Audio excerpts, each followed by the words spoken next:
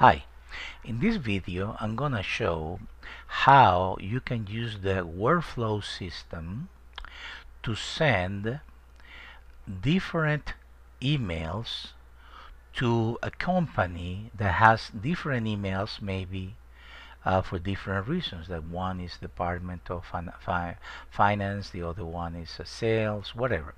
For example, this one, in this case, we have here a testing record, testing contact, that has 4 emails.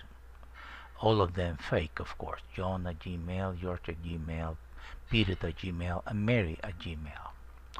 Well, okay, so that would be impossible, or apparently impossible, to send one email A to this one, and email B to this one. Not the same email, but to different emails.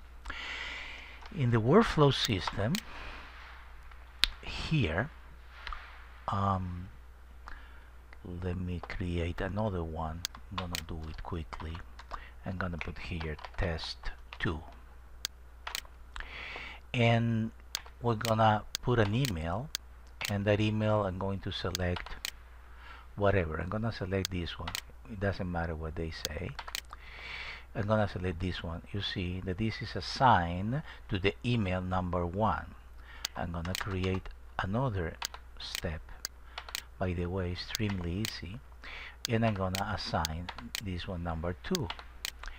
And then I'm gonna do the same, the third one, email, and I'm gonna assign this one. This can represent departments or different reasons even. It really doesn't matter. Another email, and I'm gonna use another email. But this is the deal. We need to be sure that it's gonna go to the right person. So this one is gonna be to the second email. This one is gonna go to the third email. So from the 4th emails that this contact has, this one is gonna be to the first one, to the second one, to the third one, and to the 4th one, right?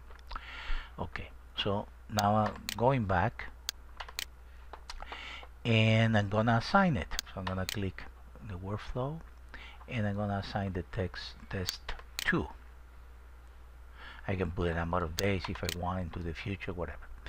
Now this has not been sent until the system automatically triggers the workflows every so often, whatever you have, 30 minutes, 10, 12, whatever. Or I can trigger now by clicking trigger now. So let's say that I want to trigger now. I'm gonna do that, and it's gonna send these 4 emails to different people, and that's what makes it very, very unique. Okay, so now they are sent. We can see that here we know where it was sent: number 1, number 2, number 3, number 4. This is the number 4, for example, is Mary, right? So we have client active in Mary. If we go to the email system now, and we go to sent, you see this one, which is the number 4, that went to Mary, and this one went to Peter, and this one was sent to George, and this one was sent to John. And that's, you see, different emails to different people, same customer.